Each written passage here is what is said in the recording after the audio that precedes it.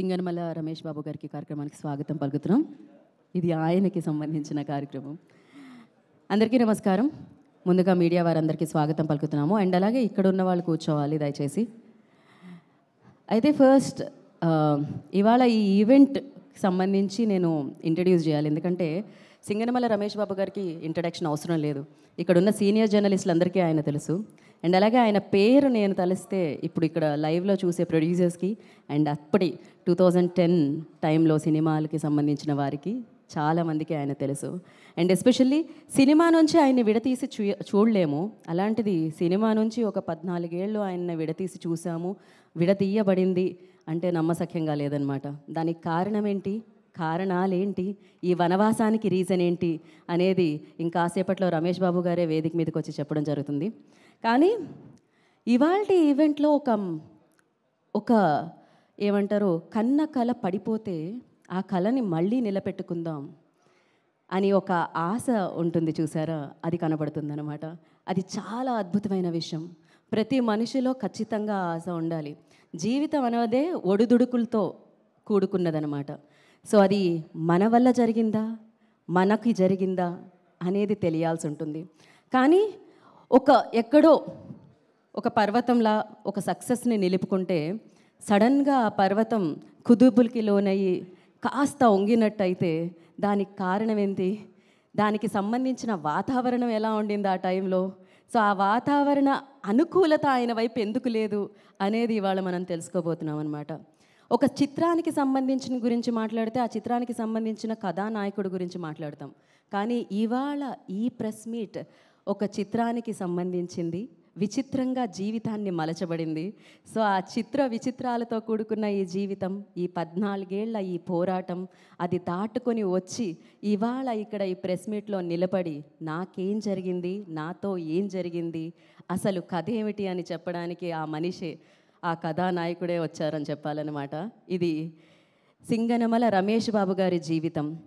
అద్భుతమైన జీవితం అనే పుస్తకంలోంచి 14 ఏళ్ల విలువైన సమయాన్ని, అది మడచబడిందా, పక్కకి జరపబడిందా, ఏం జరిగింది తెలియదు. కాకపోతే ఆ 14 ఏళ్ళు ఏమైంది అనేది ఆయన ఇంకాసేపట్లో వచ్చి చెప్పబోతున్నారు అనమాట. సో సినిమాల గురించి మాట్లాడితే సినిమాకి చాలా డబ్బులు అవసరం. సినిమాలు తీసే ప్రొడ్యూసర్స్కి చాలా డబ్బులు అవసరం. మనందరికీ తెలిసిందే, ఒక సినిమా ప్రొడ్యూసర్ చేస్తూ ఉంటారు. ఆ ప్రొడ్యూసర్కి బ్యాక్లో ఒక ఫైనాన్షియర్ ఉంటారు. సో వారు ఆ ఫైనాన్స్ అనేది అందిస్తే ఒక చిత్రం మొదలవుతుంది, చిత్రం ప్రేక్షకుల వరకు వెళుతుంది. అలా ఎన్నో చిత్రాలకి బ్యాక్ ఉండి డబ్బులిచ్చి ఫైనాన్షియర్గా ఉండి దాని తర్వాత చిత్రం మీద ఉన్న మక్కువతో, ఇష్టంతో, ప్యాషన్తో 2003లో ప్రొడ్యూసర్గా మారి చిత్రాలు నిర్మించడం మొదలుపెట్టి సో 2010 వరకు చిత్రాలు చేస్తూ ఉన్నారు. అందులో తమిళ్లో చేసిన విజయ్ గారు చేసిన పోకిరి సినిమా అయినా, తెలుగులో మనందరూ ఇష్టపడే సూపర్ స్టార్ మహేష్ బాబు గారు చేసిన కలేజా అయినా, పవర్ స్టార్ పవన్ కళ్యాణ్ గారి కొమరం పులి సినిమా. సో ఆ చిత్రం తర్వాత ఆయన జీవితంలో ఒక తుఫాన్ వచ్చిందని చెప్పాలి. ఆ తుఫాను 14 ఏళ్ళు కొనసాగింది. మొత్తానికి 2025 ఒక అద్భుతమైన ఒక బహుమతి ఇచ్చిందని చెప్పాలి. ఈ సంవత్సరం ఈ క్యాలెండర్ రమేష్ బాబు గారి జీవితంలో చాలా చాలా విలువైంది. సో మీ అందరికీ తెలిసిందే, ఒక కేసు అనేది జరిగింది. దానికి సంబంధించి 2011 సంవత్సరంలో జరిగింది. అది 2025 సంవత్సరం వరకు అది కొనసాగింది. సో అంటే దాదాపు 14 ఏళ్ళు, మోర్ దెన్ సో ఆ 14 ఏళ్ళ అసలు ఆ కేసు ఏంటి, ఎలా జరిగింది. సో ఫైనల్లీ ఆయనని కోర్ట్ నాట్ గిల్టీ అని ఇవ్వడం జరిగింది. సో ఇన్నోసెంట్ అని ఇవ్వడం జరిగింది. For that congratulations sir. So మీరు ఈ పోరాటంలో విజేతగా నిలిచారు. సో డెఫినెట్గా ఆ విజయం వెనకాల ఉన్న కదా అండ్ ఆ ఒడిదుడుకులు మేము తెలుసుకోవాలనుకుంటున్నాం. సో కానీ ఇవాళ ఈ ప్రెస్ మీట్లో ఉన్న అద్భుతమైన విషయం ఏంటంటే, ఇంత జరిగిన తర్వాత ఒక మాట అంటూ ఉంటారు పెద్దవాళ్ళందరూ, పడ్డవాడు ఎప్పుడు చెడ్డవాడు కాదు అని చెప్పి. సో ఆయన ఇవాళ ప్రెస్ మీట్ పెట్టి నాతో ఉన్న వాళ్ళకి, నన్ను అభిమానించే వాళ్ళకి, నన్ను ప్రేమించిన వాళ్ళకి చెప్పాలనుకుంటున్నారు ఆయనతో ఏం జరిగింది అని చెప్పి. దానికి సంబంధించిన ప్రెస్ మీట్ ఇది. అఫ్కోర్స్ వారి పిల్లలు హీరోస్గా ఉన్నారు, వాళ్ళు కూడా ఫ్యూచర్లో డైరెక్టర్ అండ్ రైటర్ కాబోతున్నారు. దాని గురించి కూడా ఆయన అనౌన్స్ చేయబోతున్నారు అనమాట. సో మరి ఆలస్యం చేయకుండా ఇప్పుడు సింగనమల రమేష్ బాబు గారిని వేదిక మీద రాస్తుందిగా స్వాగతం పలుకుతున్నాము. సో అద్భుతమైన వ్యక్తి, డెఫినెట్గా ఎన్నో సినిమాలకి ఆయన డబ్బులు ఇచ్చి ఆ సినిమాల విజయంలో నిలిచిన వ్యక్తి, ఆ తర్వాత ప్రొడ్యూసర్గా మారి మంచి చిత్రాలు ప్రొడ్యూస్ చేసిన వ్యక్తి. కానీ జీవితంలో అనుకోని పరిస్థితులు వల్ల 14 ఏళ్ళని కోల్పోయి ఇప్పుడు మళ్ళీ అంతే గట్టిగా అంతే ధైర్యంతో నిలబడడానికి వచ్చిన వ్యక్తి. So firstly congratulations. ఎందుకంటే 14 ఏళ్ళ తర్వాత నాకు నిజంగా ఈ ఈవెంట్ చేయాలి అన్నప్పుడు ఫస్ట్ నేను ఆయన ఫోటోని గూగుల్లో సెర్చ్ చేశాను. అప్పటి ఫోటో కనిపించింది నాకు. మళ్ళీ నేను ఇప్పుడు ఆయన్ని చూస్తున్నాను. ఆ ఫోటోకి ఈ ఫోటోకి చాలా తేడా ఉంది. 14 ఇయర్స్ అంటే చాలా ఎక్కువ జీవితంలో. 14 ఏళ్ళు అంటే. Sir, wish you all good luck sir. ఇక నుంచి జీవితంలో అన్ని మంచి విషయాలే వినాలి మీరు. Yeah.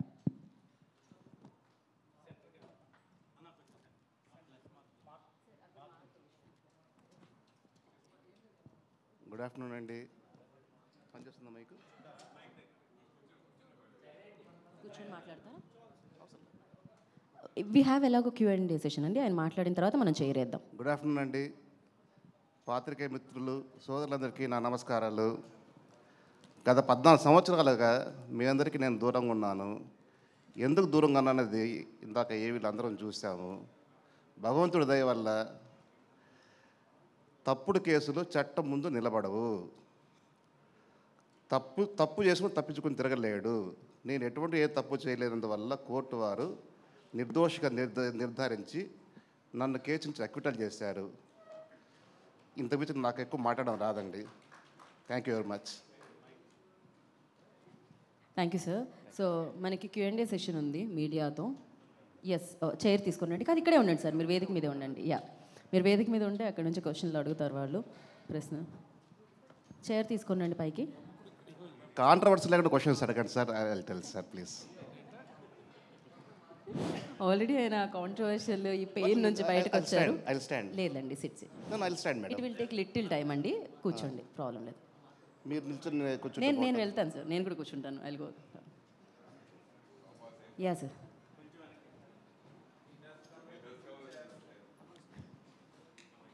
కూర్చోమంటారా? Thanks sir. Madam Suresh Ramesh గారు చెప్పండి సార్.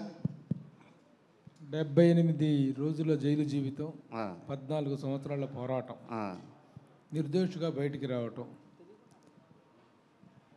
ఈ పోరాటం అంతట్లో చేసి మిమ్మల్ని ఇంత ఇబ్బంది పెట్టినటువంటి వాళ్ళ మీద మీరు ఎలాంటి యాక్షన్ తీసుకోబోతున్నారు? మీరు ఎలాంటి న్యాయాన్ని కోరుకుంటున్నారు? నాకు ఎటువంటి కక్ష సాధింపు లేదండి. ఏది ఏమైనా కానీ చట్టపరంగానే పోరాడతా. చావు బతుకు చట్టపరంగానే చేస్తారు. అదే, ఈ చట్టంలో మీకు జరిగిన అన్యాయానికి మరి పోరాటం అనేది ఉండాలి కదా. ఎలా పోరాడబోతున్నారు ఇప్పుడు మరి? పోరాటం అంటే ఏదైనా త్రూ కోర్ట్ ఆఫ్ లా అండి. కోర్టు ద్వారా మళ్ళీ ప్రొసీడ్ అవుతారా మీరు? 100%. వీళ్ళ మీద జరిగిన దాని మీద పరువు నష్టం దావా వేయటం కానీ మీకు జరిగిన దాని మీద న్యాయ పోరాటం చేయటం అనేటువంటిది కంటిన్యూ అవుతుందా? ఫ్యూచర్ కాన్సిక్వెన్సెస్ ఇంకా సో ఫార్ ప్లాన్ చేయలేదు sir. I have to plan sir. Very good. సరే, నిర్మాతగా మీరు చేసినటువంటి సినిమాలు చాలా పెద్ద పెద్ద స్టార్స్తో చేశారు. అగైన్ ఒక నిర్మాతగా, ఒక ఫైనాన్సర్గా ఎలాంటి మళ్ళీ కమ్బ్యాక్ అనేటువంటిది ఉండబోతుంది? సార్, బేసిక్గా I'm a film financier. Because of my passion I turn to film producer. Financial ఉన్నప్పుడు నేను చూసిన ఎక్స్పీరియన్స్ ఒకటండి, ప్రొడ్యూసర్గా చూసే ఎక్స్పీరియన్స్ ఇంకోటండి. But both are. Cinema is a mother. Cinema is a mother. Cinema నా తల్లి లాంటిది అనుకుంటా. సో అందువల్ల డెఫినెట్గా నేను అదే ఫీల్డ్లో ఉంటానండి, ఎక్కడికి పోను. నాకు 2 పిల్లలు, 2 అబ్బాయిలు. 2 అబ్బాయిలు కూడా 2 హీరోలకు చేశారు. 2 సినిమాల్లో హిట్లు అయినాయి. హిట్లు అయిన తర్వాత వాళ్ళ ప్యాషన్ వచ్చి they want to become a writer and director. So they are writing scripts now. They are going to direct the movies sir. నేను కూడా అలాగే సినిమాలు తీస్తాను, ఫైనాన్స్ చేస్తాను సార్. పెద్ద పెద్ద హీరోలు మీ సినిమాల్లో యాక్ట్ చేశారు, చాలా పెద్ద స్టార్స్ చేశారు. ఈ కష్టకాలంలో, ఈ 14 సంవత్సరాల పోరాటంలో మీ వెనక మేము ఉన్నామని నిలబడిన వాళ్ళు ఉన్నారా? అసలు మీ మీద కేసు వేసిన వాళ్ళు ఇండస్ట్రీకి సంబంధించిన వాళ్ళ, బయట వాళ్ళ? బయట వాళ్ళు వేశారు సార్, సినిమాకి సంబంధం వాళ్ళు కాదు. కానీ సారీ టు సే సార్, ఏ ఒక్క సపోర్ట్ లేదు. కనీసం ఏ ఒక్క phone, Ramesh how are you, బాగున్నావు, ఎలా ఉన్నావా, వాట్ యూజ్ ప్రాబ్లం, అని పాపానికి పోలేదు సార్ ఎవరు కూడా. నేను ఒక పర్సన్ అని చెప్పను, ఏ పర్సన్ లేదు సార్. రమేష్ గారు సార్, రమేష్ గారు మీ కేసుల గురించి ఆల్రెడీ కోర్టు ఎక్విట్ చేసింది కాబట్టి ఇప్పుడు మాట్లాడడానికి ఏం లేదు. మీ లైఫ్లో ఒక ఫైనాన్షియల్గా స్టార్ట్ అయ్యి చాలా పెద్ద పెద్ద సంస్థలన్నింటికి అప్పట్లో సారీ, వన్ బ్రేక్ సార్. నేను కాదు సార్, మా father basically my father is a film financiers. Okay. From 1975 ఆయన దారిలో నేను వచ్చాను సార్. అవునండి, అవును. సో అంతా బాగా జరుగుతున్నప్పుడు మీ లైఫ్లో ఫస్ట్ పెద్ద కుదుపు ఏంటంటే కొమరంపులి, కలేజా. కుదుపు అంటే ఎలా సార్? అంటే ఆ సినిమా ఆ 2 సినిమాలు చాలా ఎక్కువ డిలే అవ్వడం, ఎక్కువ కాస్ట్ ఆఫ్ ప్రొడక్షన్ ఎక్కువ అవడం, ఆ తర్వాత ఆ సినిమా రిజల్ట్ కూడా నెగిటివ్గా రావడం 2 సినిమాలు కూడా. అసలు ఆ సినిమాలు అంత డిలే అవ్వడానికి కారణం ఏంటి? ఎంత నష్టపోయారు? ఆ 2 సినిమాల మీద ఎంత నష్టపోయారు? ఆ తర్వాత ఆ హీరోల నుంచి వచ్చిన సపోర్ట్ ఏంటి? అంటే లాస్ అయితే జనరల్గా హీరోల సపోర్ట్ ఉంటుంది కదా, అటువంటిది ఏదైనా సపోర్ట్ దొరికిందా మీకు? సార్, ఏదైనా ఒక సినిమా ప్రొడక్షన్ అనేది ఈ రోజుల్లో అంటే ఒక రాజమౌళి సినిమా, శంకర్ సినిమా 3 ఏళ్ళు 4 ఏళ్ళు అలా పడుతుంటుంది. మొన్న రీసెంట్గా పుష్పట్టు అది 3 ఏళ్ళు చేశారు. కానీ ఆ రోజు నేను చేస్తున్న రోజుల్లో 3 ఏళ్ళ సినిమా అనేది లేదు సార్. ఆ రోజుకి కొమరంపులి కానీ, కలేజా కానీ, పోకిరి కానీ, ఇంకోటి కానీ ఏదైనా కానీ 6 months 9 months ఆర్ 1 year ఇదే సార్. కానీ దురదృష్టం బ్యాడ్ లక్ ఏమంటే ఇట్స్ మై ఫేట్ 3 సంవత్సరాలు పట్టింది సార్. 3 సంవత్సరాలు అంటే మెయింటెనెన్స్ ఎంత ఉంటుంది అనేది ఒక ప్రొడ్యూసర్గా తెలుస్తుంది సార్.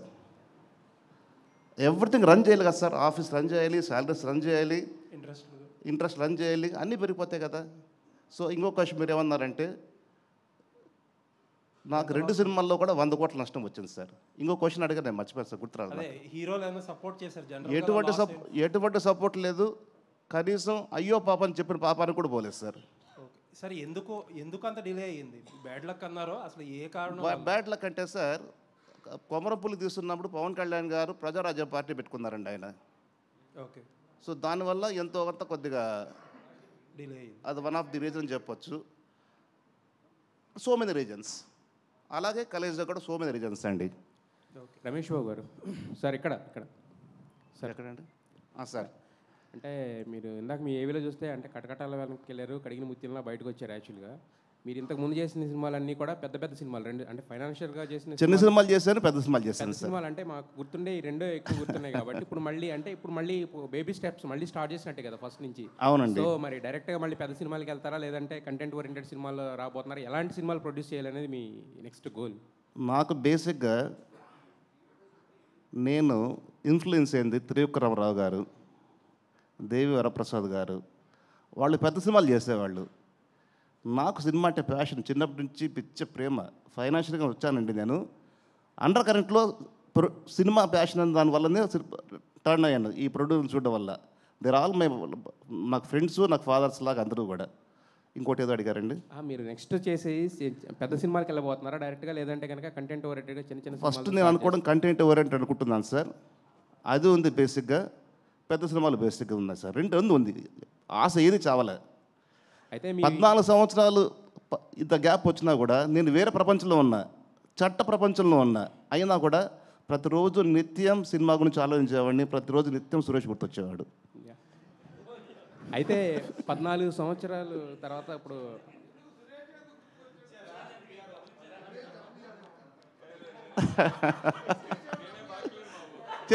అది కాదు. నా ఫస్ట్ సినిమా చేసింది పిఆర్ఓ అతనే. తర్వాత మా అబ్బాయి హీరో యాక్ట్ చేసిన సినిమా తెలుగులో రిలీజ్ చేసింది అతనే. నాకేదైనా మంచి మాట్లాడుతూ ఉండేవాడు అతనే. ఎందుకో మరి నాకు ముందు ఇంటరాక్షన్ ఎక్కువ. నాకు అయితే ముందు నుంచి మీకు బాగా అండగా ఉంది సురేష్ గారు, అంతే కదా? అండగా అని చెప్పనండి, నాకు మంచి మిత్రుడు. మంచి మిత్రుడు. అవునండి. రమేష్ సరే, ఇప్పుడు మీరు బయటపడ్డారు, ఓకే, మాకు చాలా ఆనందంగా ఉంది సార్. రమేష్ బాబు గారు ఇప్పుడు విషయం ఏంటంటే మీ మీద అపవాదం వచ్చింది ఇన్ని 14 ఏళ్ళు, ఏదో రాముడు వనవాసం లాగా. వాళ్ళు మీకు జడ్జిమెంట్ కానీ ఇచ్చిన వాళ్ళు కానీ వాళ్ళు ఏమైనా ప్రాయశ్చిత్తంగా మీకు ఏమైనా చెప్పారా? మేము ఇలా నాశనం, మీ కెరీర్ నాశనం అయింది, జడ్జి కానీ లాయర్లు కానీ? అది సార్ చట్టంలో సార్ చాలామంది తెలియదు ఏమంటే పోలీసు వారికి కేసు పెట్టడం వరకే తెలుసు. డిపార్ట్మెంట్ ఏం సార్, పెట్టిన తర్వాత దాంట్లో ఏ మటుకు మెరిట్స్ ఉంటే చట్టం ముందు తప్పించుకోలేదు సార్, శిక్ష అనుభవించాల్సిందే. మెరిట్ లేదనుకోండి, సాక్ష్యాధారాలు లేవనుకోండి, కేసును కొట్టేస్తారు. బట్ మన ఇండియన్ పీనల్ కోర్టులో ఏమంటే 14 ఏళ్ళు జీవితం పోయింది. అవును, దాని కాంపెన్సేషన్ ఎవరేమి ఇవ్వలేదు సార్, చట్టం లేదు దానికి. సారీ అని చెప్పారు ఫైనల్గా. ఏమన్నా మేము ఇలా ఎవరు కోర్టు ఎందుకు సారీ చెప్తుంది సార్? పోలీసు కానీ వ్యవస్థ ఇప్పుడు మీ మీద వాదించి తప్పుడు కేసు బనాయించింది సార్ మన సినిమాలు చూస్తుంటాం కదా సార్ నా కెరియర్ హీరోని ఇలా చేస్తే వాడు ఏదో చేయడం, వ్యవస్థల మీద పోరాటం అనేది మీకు అనిపించలేదా? ఖచ్చితంగా వ్యవస్థ సార్. సార్ ఒక్క అబద్ధపు కేసు పెట్టినందువల్ల 14 సంవత్సరాలు పోలీస్ ఇన్ఫ్రాస్ట్రక్చర్, కోర్ట్స్, జడ్జెస్ ఎంత టైం వేస్ట్ అండి. అవును, పోయింది కదా సార్. మరి దాన్ని మనం ఏం చేయలేదు సార్, కొత్త చట్టం తేవాలి. గవర్నమెంట్ కొత్త చట్టం తెస్తే అదే మీరు కొత్త చట్టం వస్తే మా కానీ మీద కాదు సార్. ఇలాంటి వాళ్ళు చాలా మంది ఉన్నారు, మీరే కాదు, ఆహా. ఇలాంటి వాళ్ళు చాలా మంది ఉన్నారు తప్పుడు కేసులు వేసి. అయితే వీరి వెనకాల ఏదైతే 11 కోట్లు ఏదో మీ మీద అపవాదం ఏదో పెట్టారు కదా, 14 కోట్లు మోసం చేశానండి. వాని వెనకాల నేను చెప్తాను. ఎవరన్నా ఇండస్ట్రీ పెద్దల హస్తం ఉందా, లేకపోతే పెట్టుబడిదారుల హస్తం ఉందా? చెప్తాను సార్.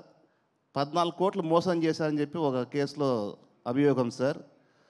నాకున్న స్థలాన్ని మహాబలిపురంలో 10 ఎకరాలు ఉందండి, heart of the bit, 6 track roads 3 రోడ్లు అయిపోయింది. ఆ స్థలాన్ని నేను ఒక వ్యక్తికి అమ్మినానని, ఆ వ్యక్తి నుంచి ఇంకో వ్యక్తికి అమ్మానని, ఇంకో వ్యక్తికి అమ్మానని, 25 మందికి అమ్మానని చెప్పి అభియోగం పెట్టి కేసు పెట్టారు సార్.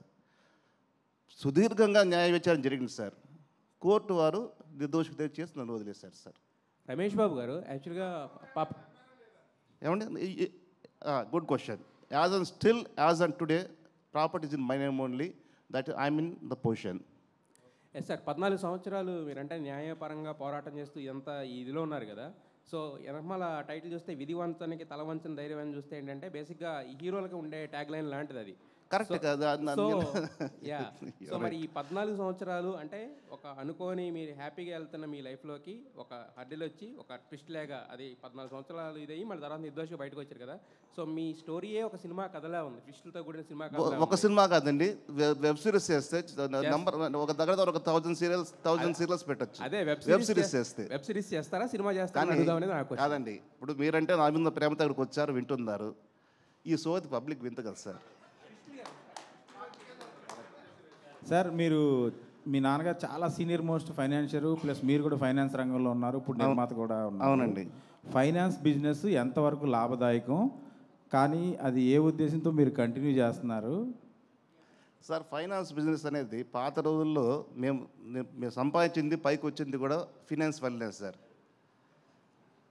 నిజంగా చెప్పాలంటే ఇండస్ట్రీలో వచ్చిన సోకాల్డ్ పీపుల్ ఎవరైనా సరే, ఏ ట్రేడ్ అయినా సరే, 100 కోట్లతో లక్షలతో వచ్చిన వాళ్ళు ఎవరు డబ్బు సంపాదించలేరు, పోగొట్టుకొని వెళ్ళారు. వచ్చిన ఇవాళ గొప్పవాళ్ళు ఎవరైనా సరే, మీరు కావచ్చు, ఇంకోరు కావచ్చు, ఎవరైనా కావచ్చు, ఇక్కడికి వచ్చి సంపాదించుకున్న వాళ్ళే. సినిమా తల్లి, సినిమా మదర్ పెంచి పోషించిందండి. ఎవరు నిన్న పేరు వీళ్ళు వాళ్ళని చెప్పండి సార్, ఎవ్రీబడి ఇంక్లూడింగ్ మీ.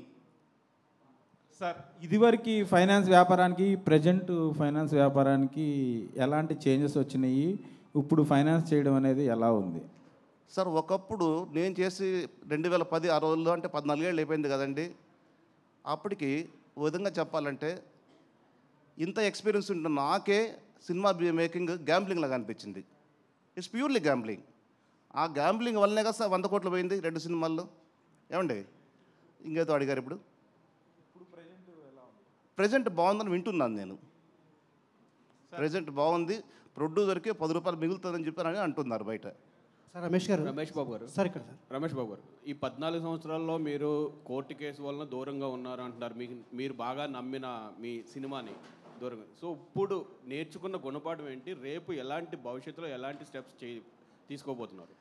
సార్ నేర్చుకుని గుణపాఠం అంటే అండి, డైరెక్టర్ డేట్లు ఇచ్చాడు కదా, హీరో డేట్లు ఇచ్చాడు కదా, కథ రెడీ ఉంది కాదండి. Each and every craft 24 crafts నీ గ్రిప్లో ఉంటేనే సినిమా లాంటి ఇంట్లో కూర్చో అనే ఫీలింగ్లో నేను ఉన్నాను సార్.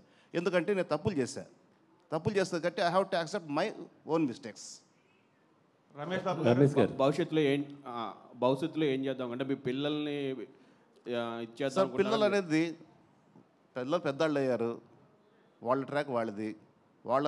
యాక్చువల్ నేను వాళ్ళని బతిమలాడాను, అరే బాబు హీరోలు అయ్యారు, హీరో అనేది purely God gift.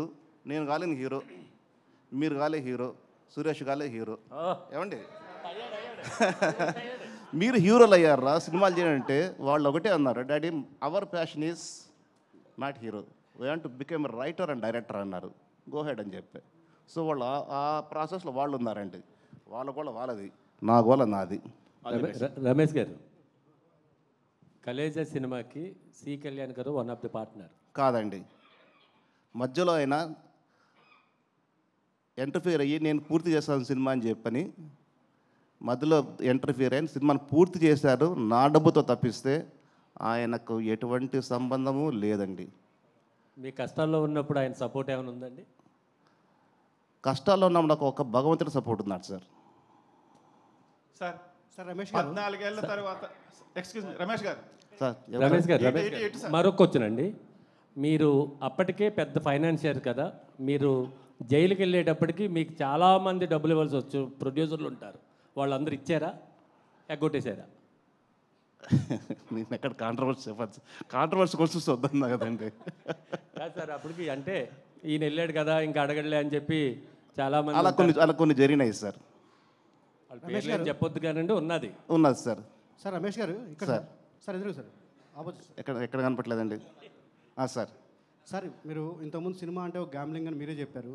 Same time 14 ఏళ్ల నుంచి మీరు జైల్లో ఉన్నప్పుడు కానీ మీరు ఇండస్ట్రీ దూరంగా ఉన్నప్పుడు ఎవ్వరు ఒక కాల్ కూడా చేయలేదని చెప్పారు. మీరు అలాంటి ఇండస్ట్రీలోనే మళ్ళీ కొనసాగాలనుకుంటున్నారు ఎందుకు?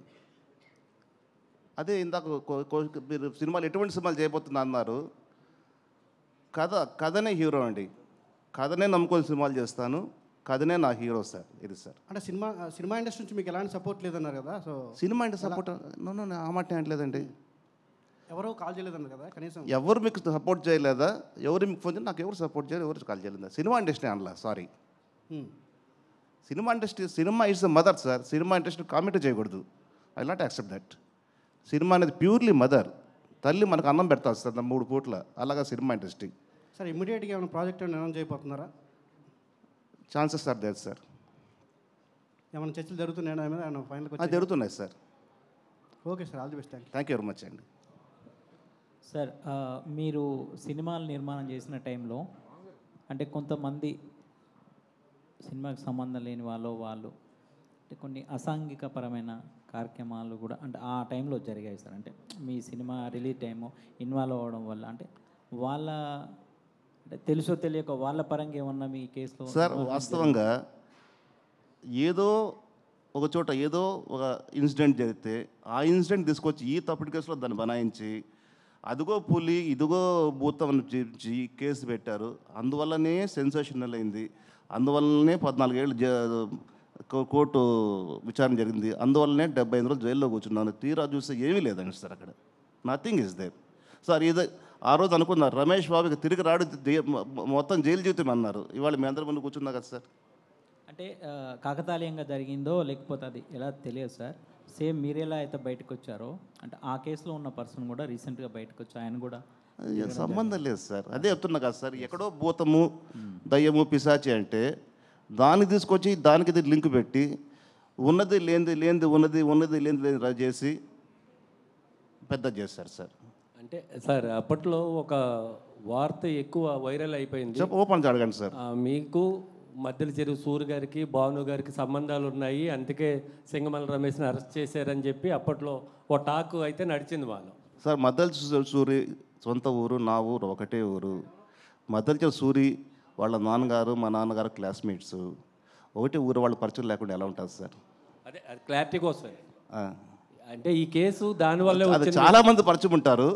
మా సొంత ఊరు వాడు సార్. ఇప్పుడు ఎలా చెప్పాలి?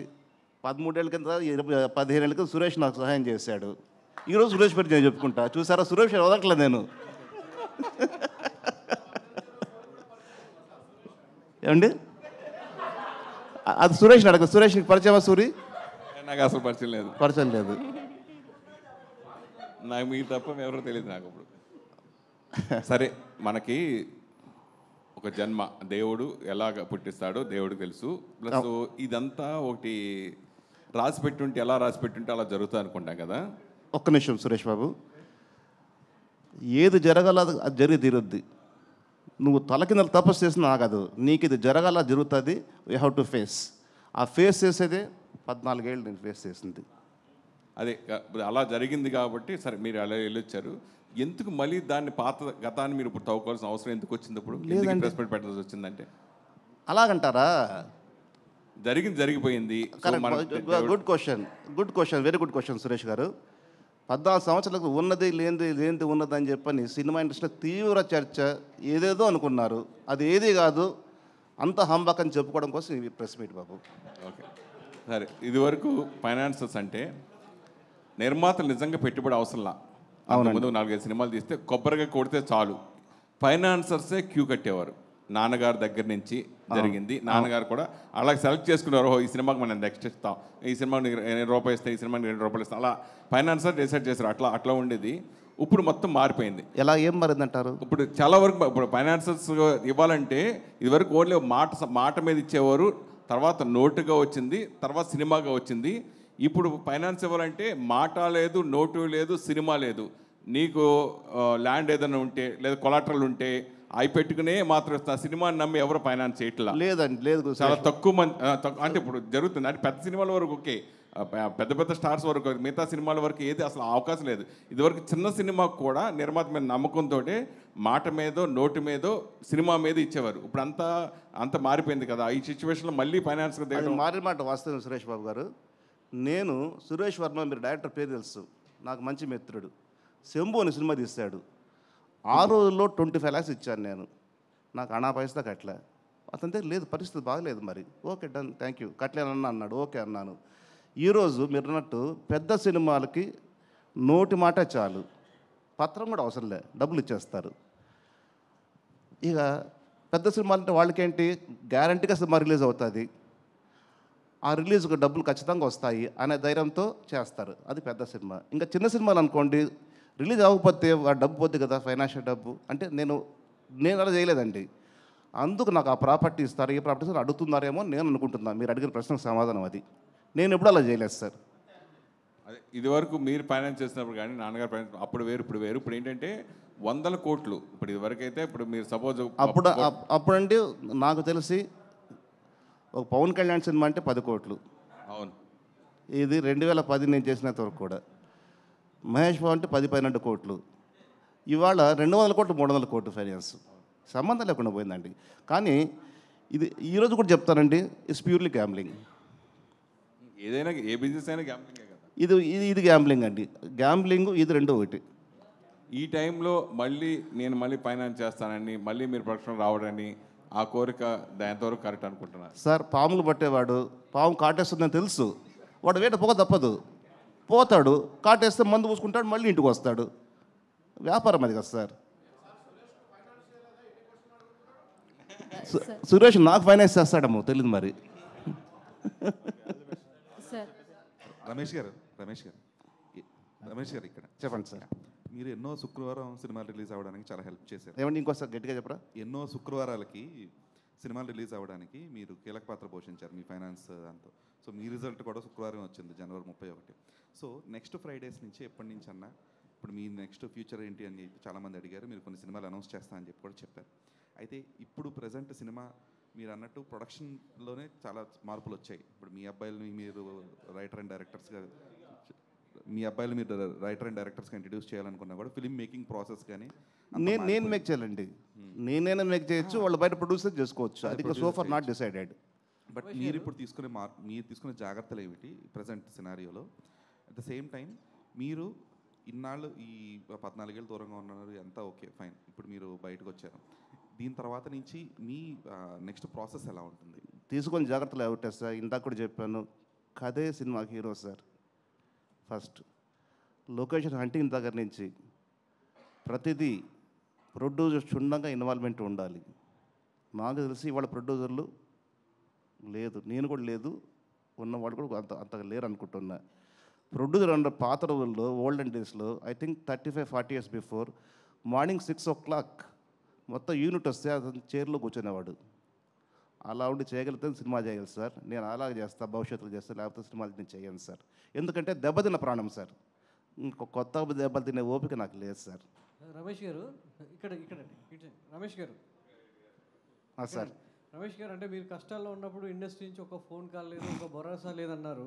సో ఇప్పుడు మళ్ళీ కంబ్యాక్ వచ్చారు. మరి ఇండస్ట్రీ నుంచి ఇండస్ట్రీ నుంచి అనలేదు సార్, నేను ఇండస్ట్రీ నుంచి అనలేదు. మీకు తెలిసిన వాళ్ళు మీకు పరిచయం ఉన్న వాళ్ళ నుంచి అని అడిగారు. పరిచయం ఎవరు ఫోన్ చేయలేదు నాకు. ఇండస్ట్రీ నుంచి అనలేదు. ఇండస్ట్రీ కామెంటే చేయండి సార్. ఎన్నిసార్లు అన్నా కూడా నేను ఒకటి చెప్తాను, ఇండస్ట్రీ ఇస్ మై మదర్, తల్లి లాంటిది. ఇండస్ట్రీని కామెంటే చేయకూడదు. ఇంతమందిని పోషిస్తుంది కదా సార్. మళ్ళీ అలాంటి మా మదర్ నిన్ను అక్కడే చేర్చుకుంటుంది అనుకుంటారు. ఎందుకంటే కష్టాల్లో ఉన్నప్పుడు ఎన్నో ఆటపోట్లు అధిగమించారు. ఇప్పుడు ఎంతో కొంత మళ్ళీ ఆర్థికంగా నిలదొక్కుకోవడానికి మళ్ళీ వచ్చారు. మరి ఎట్లాంటి ప్రోత్సాహం మీకు లభిస్తుంది అనేది మీ ఆశాభావం? 200% తల్లి సార్. తల్లి ఖచ్చితంగా దగ్గర తీసుకుంటుంది సార్. తల్లి కాదని చెప్పేదని చెప్పండి. మదర్ తల్లి ప్రేమ చెప్పండి సార్. రమేష్ గారు అమ్మా. హాయ్, దిస్ ఈజ్ రాణి అండి. అమ్మా. సార్ 14 సంవత్సరాలు అంటే నాట్ అన్ ఈజీ థింగ్. అమ్మా. ఒక జీవితకాలమే కోల్పోయినట్లు. కానీ మీరు ఈ 14 సంవత్సరాల్లో చాలా చూసుంటారు. బయట నుంచి ఎన్ని వస్తున్నా కానీ అవి తట్టుకోవాలి. వాటిని తట్టుకుంటూనే ఫ్యామిలీని కూడా మేనేజ్ చేస్తూ వాళ్ళకి ధైర్యం ఇస్తూ ఉండాలి. సో మీరు ఈ సిచ్యువేషన్స్ని ఎలా తట్టుకోగలిగారు? సో వాళ్ళకి ఎలా ధైర్యం చెప్పగలిగారు? కేవలం భగవంతుడిని భారం వేయడం, మనోధైర్యంగా ఉండడమేనమ్మా, వేరేం లేదు. ప్రతిదీ కూడా ఆచితూచి ఆలోచించి పనిచేయాలి. ఒళ్ళు దగ్గర పెట్టుకొని పనిచేయాలి. అదమ్మా. సార్ రమేష్ గారు ఇక్కడ సార్. సార్ ఇప్పుడు మీరేంటి అని అంటే మీ జీవితం అనేది ఒక పుస్తకం సార్. అంటే ఎన్నో రకాలుగా అన్ని రకాలుగా అనుభవించారు అనమాట. ఎన్నో చూశారు, ఎన్నో అవకతవకలు ఎదుర్కొన్నారు సార్. అసలు ఒక మనిషి, సాధారణ మనిషి సినిమా ఇండస్ట్రీలో చూడని పరిస్థితి నేను చూశానండి. Okay sir. What is meant by life అంటే ఏం చెప్తారు sir? Me what is meant by life అంటే ఏం చెప్తారు? అర్థం కాలండి. జీవితం అంటే ఏంటి అని అంటే ఏం చెప్తారు? జీవితం అంటే ఏముంది సార్? జీవితం అంటే జీవితం సార్, అంతే. అంటే మీ ఉద్దేశంలో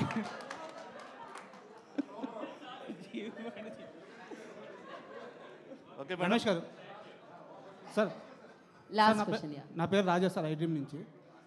సార్ మీ జీవితంలో జరిగింది ఏదో జరిగిపోయింది, చాలా కష్టపడి మీరు బయటకు వచ్చేసారు. సో దాని గురించి కామెంట్ చేయట్లేదు.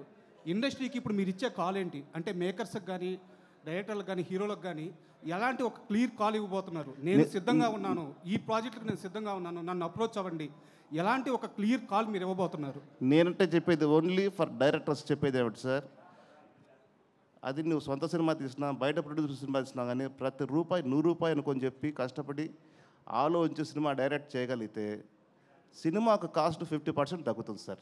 అది నా ఎక్స్పీరియన్స్ సార్. మిమ్మల్ని అప్రోచ్ అయ్యే మేకర్స్కి, అంటే మిమ్మల్ని ఎవరైనా మేకర్స్ అప్రోచ్ అవ్వాలంటే మీరు ఎలా రెడీగా ఉన్నాను, నేను ఈ ప్రాజెక్టులకు రెడీగా ఉన్నాను అని ఏం చెప్తారో అంటున్నాను. కథ సార్, ఫస్ట్ మంచి కథ ఉంటే మిమ్మల్ని అప్రోచ్ అవ్వచ్చు. అంతే sir. Sir Ramesh, next projects ఏమన్నా ఇప్పటికి ఫైనల్ అయి ఉన్నాయి సార్? సోఫర్ మా పిల్లలు నాలుగు రెడీ అయినాయి సార్. బయట కూడా వింటున్నాను. ఓకే. మీకు తెలియదు ఉంది, ఏది జరగక ముందని మనం చెప్పలేం కదా సార్. జరగాల్సిందే జరుగుతుంది అన్నమాట. All the best sir. Thank you very much sir. Sir Ramesh గారు, లాస్ట్ క్వశ్చన్ సార్. సార్ నమస్తే. నమస్తే సార్. సార్ ఇందాక మాట్లాడుతూ బడ్జెట్ విషయం గురించి కూడా మీరు టచ్ చేశారు. అంటే ఇదివరకు బడ్జెట్, ఇప్పుడు బడ్జెట్ చాలా పెరిగిపోయిందని చెప్పి. బట్ మీ అప్కమింగ్ మూవీస్కి ఏమన్నా బడ్జెట్ లిమిట్ పెట్టుకున్నారా? ఇంతలోనే మన సినిమా చేయాలి? సార్ నేను చెప్తాను సార్, బడ్జెట్ అనేది జాగ్రత్తగా ప్లాన్ చేసి ఇల్లు కట్టాలనుకుంటారు సార్. మీకు ఒక స్థలం ఉంటుంది, ఇంతలో కట్టాలనుకుంటారు, అది ప్లాన్. అది ఒక విధంగా అది మీ చేతుల్లో ఉంది, సినిమా మన చేతుల్లో లేదు. అది sir. Thank you sir. Thank you media for your questions. Thank you so much. Thank you very much. So అందరికీ నమస్కారం అండి. థ్యాంక్ యూ రమేష్ బాబు గారు, థ్యాంక్ యూ సో మచ్. ఏదైనా తప్పు మాట్లాడంటే కైండ్లీ అపాలైజ్ మీ. లేదండి, మీరు మీ జీవితం నుంచి వచ్చిన అనుభవంతో కూడిన ఆన్సర్స్ ఇచ్చారు కాబట్టి అసలు ఎలాంటి తప్పు కాదు. So thank you so much. And మీరు బెస్ట్ని చూశారు, వర్స్ట్ని చూశారు, ఇప్పుడు స్ట్రాంగ్గా నిలబడతారు. అండ్ ఇక్కడ నుంచి అంతా మీకు మంచి జరగాలి మనస్ఫూర్తిగా. Thanks for your blessings ma'am. Thank you so much. And thank you media for your support. Thank you media everybody. మరొక ప్రెస్ మీట్ లో కలుసుకుందాం మనం రమేష్ బాబు. మరొక ప్రెస్ మీట్ లో కలుసుకుందామండి. సినిమా ఈవెంట్ లో కలుసుకుందాం మళ్ళీ. yes అండి. థ్యాంక్ యూ అండి. Thank you. Hi, hello. Mesmerise చేసే మూవీ ముచ్చట్లు, రిలీజ్ అయిన వెంటనే రివ్యూస్, మీ అభిమాన తారల రియల్ స్టోరీస్, సినిమా సమాచారం ఏదైనా క్షణాల్లో మీ చెంతకు. మరింకెందుకు ఆలస్యం, యోయో సినీ టాకీస్ ని సబ్స్క్రైబ్ చేసుకోండి. హలో నోటిఫికేషన్ కోసం గంట కొట్టడం అస్సలు మర్చిపోకండి.